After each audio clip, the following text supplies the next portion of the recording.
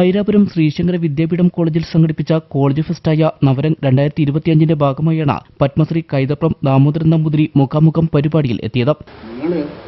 ഭാരതത്തിലെ ഏറ്റവും പവിത്രമായ ഒരു കോളേജിലാണ് നിങ്ങൾ പഠിക്കുന്നത്. ഈ പവിത്രത നിങ്ങളുടെ മനസ്സിലുണ്ടാവണം. ഒരു തരത്തിലും ഉദ്ദേശം ഉണ്ടാവുന്നില്ല. സ്നേഹം മാത്രം, ഗാനം മാത്രം, സാഹിത്യം മാത്രം. ഞാൻ കുട്ടിക്കാലത്ത് ഒരു 5 വയസ്സ് മുതൽക്ക് ഒരു 8 വയസ്സ് വരെയുള്ള സമയത്ത് സൗന്ദര്യലഹരി മുഴുവൻ പഠിച്ചിട്ടുണ്ട്. സൗന്ദര്യലഹരി എന്ന് പറഞ്ഞാൽ 100 ശ്ലോകമുള്ള ആചാര്യസ്വാമികളുടെ ഏറ്റവും പ്രധാനപ്പെട്ട ശ്ലോകങ്ങൾ. 100 ശ്ലോകം എനിക്ക് ബഹുമാനം. ഇപ്പോഴും കുറേയൊക്കെ ബഹുമാനമായിപ്പോഴും. അതാണ് നമ്മൾ ചെയ്യേണ്ട പ്രവൃത്തികൾ വൃത്തിയായി ചെയ്യണം. അതിന് ഒരു വിദ്യാഭ്യാസം ആവശ്യമില്ല. സ്നേഹം മാത്രമേ പാടുള്ളൂ. ആ സ്നേഹം കൊണ്ടുള്ള തോണിയിൽ മാത്രമേ നമുക്ക് കാലത്തിനപ്പുറത്തേക്ക് പോകാൻ പറ്റുള്ളൂ. 39 വർഷത്തെ സംഗീത ജീവിതത്തിൽ പത്മശ്രീയും കേരള സംസ്ഥാന അവാർഡുകളും ഉൾപ്പെടെ നിരവധി പുരസ്കാരങ്ങൾ വാരിക്കൂട്ടിയ കൈതപ്രം തന്റെ ജീവിതകഥ വിദ്യാർത്ഥികൾക്ക് മുമ്പിൽ അവതരിപ്പിച്ചു. തന്റെ പാട്ടെഴുത്ത് രീതിയെക്കുറിച്ചും കൈതപ്രം ദാമോദരൻ നമ്പൂതിരി വിശദീകരിച്ചു. തുടർന്ന് വിദ്യാർത്ഥികളുടെ ചോദ്യങ്ങൾക്ക് അദ്ദേഹം മറുപടിയും നൽകി.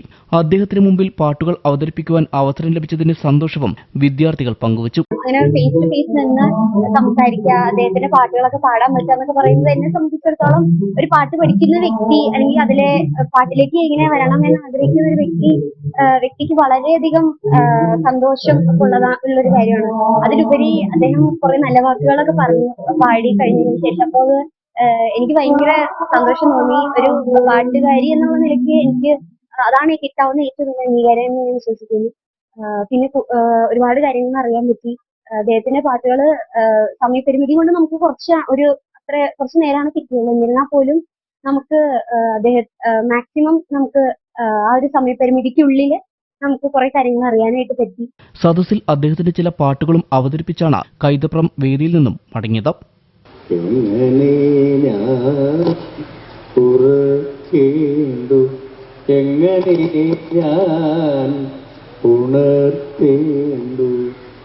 എൻ മനസ്സിൻ ആലീലയിൽ പള്ളി കൊള്ളും കണ്ണനും. എൻ്റെ മനസ്സിലെ പള്ളി കൊള്ളുന്ന കണ്ണൻ തന്നെയാണ്. നിങ്ങളെയൊക്കെ മനസ്സിൽ കുടികൊള്ളുന്ന ഈശ്വരൻ ഏതാണോ ആ ഈശ്വരനാണ് എൻ്റെ ഉള്ളിലും.